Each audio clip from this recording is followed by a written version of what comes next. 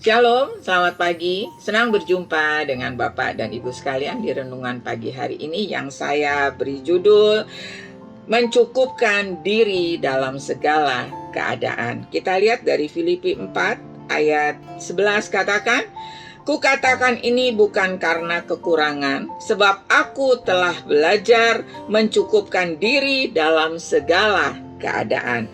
Ayat 12 katakan, aku tahu apa itu kekurangan, aku tahu apa itu kelimpahan. Dalam segala hal dan dalam segala perkara, tidak ada sesuatu yang merupakan rahasia bagiku, baik dalam hal kenyang maupun dalam hal kelaparan, baik dalam hal kelimpahan maupun dalam hal kekurangan. Baru ayat 13 ditutup, segala perkara dapat kutanggung di dalam Dia yang memberikan kekuatan kepadaku. Kita bisa berkata segala perkara dapat kutanggung di dalam Dia yang memberikan kekuatan kepadaku. Tapi sebelum itu kita harus belajar dulu apa yang namanya kurang, apa yang namanya kelimpahan, apa yang namanya kenyang, apa yang namanya lapar. Hidup ini seperti grafik, ada naik turunnya, enggak terus kelimpahan, enggak terus diberkati, enggak terus kenyang. Ada yang namanya kenyang, ada yang namanya lapar. Nah, sebelum itu kita lihat ayat 11-nya ya. Aku telah belajar mencukupkan diri dalam segala keadaan. Belajar mencukupkan diri dalam segala keadaan.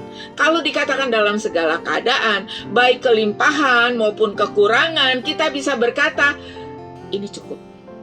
Pada waktu kelimpahan berkat itu melimpah, kita bilang cukup. Waktu berkat itu cuma segini, ibarat kata cuma segenggam beras, kita juga bisa katakan ini cukup Tuhan. Sehingga damai sejahtera, sukacita kita tidak dipengaruhi oleh keadaan, oleh kelimpahan ataupun kekurangan. Kita tetap sukacita, kita tetap damai sejahtera. Karena kita tahu dalam segala perkara Tuhan akan memberikan kekuatan supaya kita bisa melewatinya. Kekuatan Tuhan membuat kita bisa melewati di dalam segala keadaan. Dalam kekurangan, dalam kelaparan, dalam kesusahan, kita bisa melewati itu semua. Nah, belajar mencukupkan diri ini gak gampang ya. Kalau berkatnya banyak, kita bisa bilang ini cukup Tuhan, cukup. Cukup buat jalan-jalan ke mall, cukup buat makan di restoran, cukup buat beli ini, beli itu, beli keperluan kita. Tapi ketika berkat Tuhan cuma datang segenggam beras, bisa nggak kita bilang ini cukup Tuhan? Berkat kita cuma sebungkus Indomie, bisa nggak kita bilang ini cukup Tuhan? Semua tergantung bagaimana hati kita menyikapi setiap berkat Tuhan.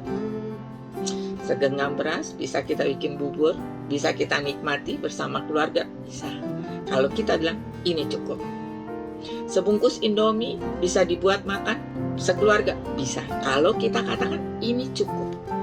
Kalau sampai kita bisa berkata ini cukup Tuhan, apapun yang kita terima ini cukup Tuhan, maka hati kita penuh sukacita, hati kita penuh damai sejahtera. Kita bisa melewati dengan kekuatan yang daripada Tuhan di dalam perkara kekurangan, kelaparan.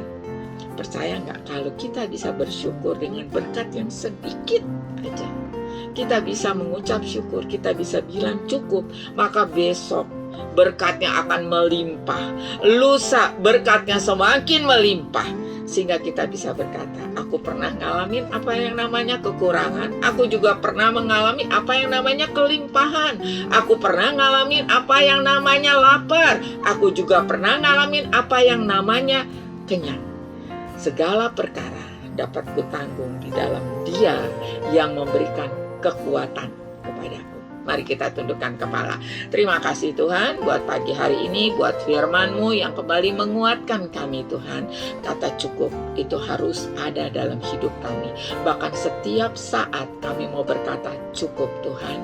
Kami mau bersyukur buat berkat-Mu yang melimpah dalam hidup kami. Walaupun berkat-Mu serba sedikit Tuhan, tapi kami mau tetap belajar mencukupkan diri kami dengan apa adanya. Terima kasih Tuhan Yesus.